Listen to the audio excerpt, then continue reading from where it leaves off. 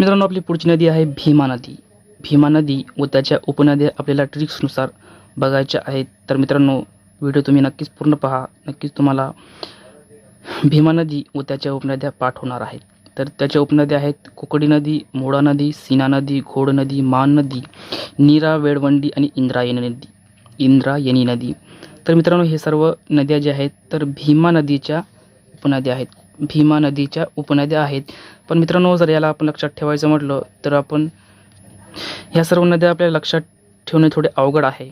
पण मित्रांनो, तुम्हाला एक छोटीशी ट्रिक्स मी सांगतो. ते ट्रिक्स तुम्ही लक्षात ठेवली तर तुम्हाला सर्व भीमा नदीच्या नद्या पाठ होतील, तोंडपाठ होतील. तर मित्रांनो, ट्रिक्स आपली अशी आहे, भीमा आणि मीरा यांची लव्ह स्टोरी तुम्हाला सांगणार. भीमा आणि मीरा यांची आपण लव्ह स्टोरी तुम्हाला सांगणार आहोत. तर मित्रांनो बघा, भीमा मीराला भेटण्यासाठी ककडी खाऊन मुळा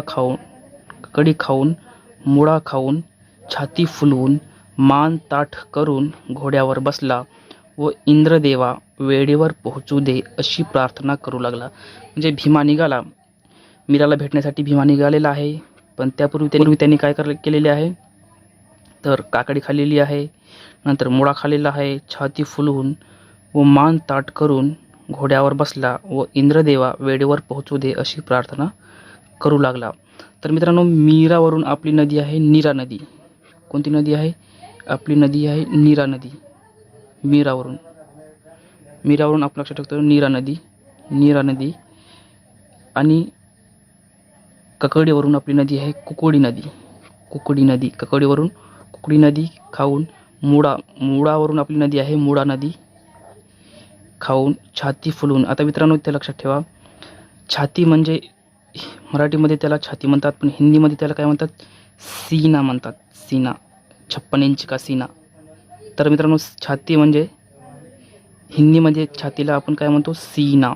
तर इथे छातीवरून छाती फुलवून या शब्दाचा अर्थ आपल्याला सीना फुलवून असं घ्यायचं आहे. म्हणजे सीना नदी, मान ताठ करून मान नदी आणि घोड्यावर बसला म्हणजे घोड नदी.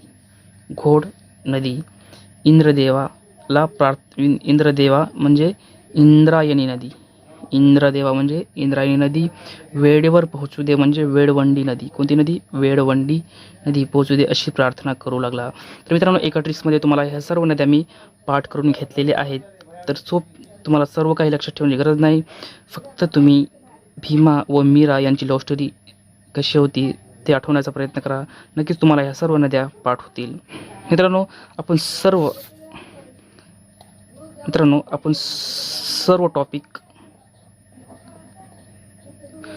टॉपिक आपण मित्रांनो ट्रिक्सने घेणार आहोत. इवन 7 विषय आहेत आपल्याला, 7 विषय. तर सर्व विषय आपण ट्रिक्सनुसार घेणार आहोत. त्यासाठी तुम्ही या चॅनलला सबस्क्राईब करा. नक्कीच तुम्हाला याचा खूप सारा फायदा होईल. धन्यवाद मित्रांनो.